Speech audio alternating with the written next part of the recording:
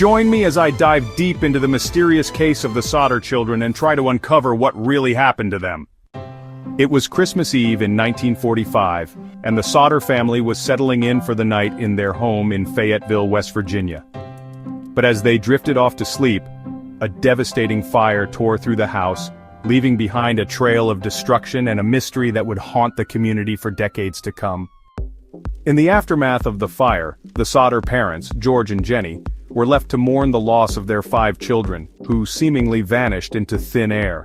The problem was, there was no sign of their bodies, no evidence of their fate, and no logical explanation for their disappearance.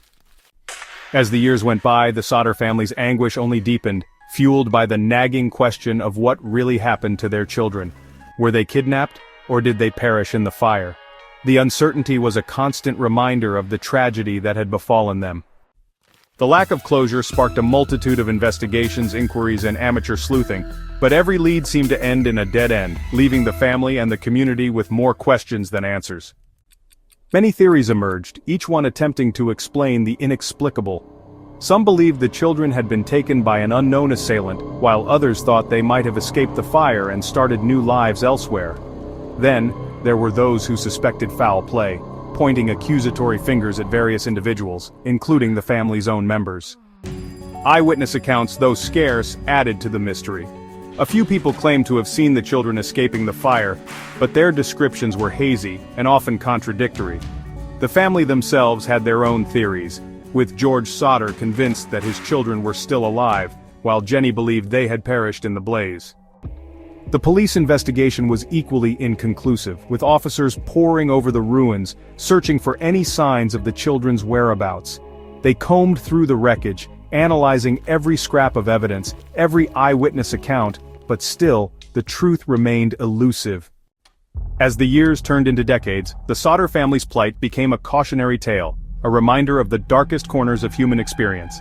And yet, despite the passage of time, the mystery refused to fade away, instead, growing into a kind of urban legend, with new generations becoming captivated by the enigmatic fate of the Sodder children.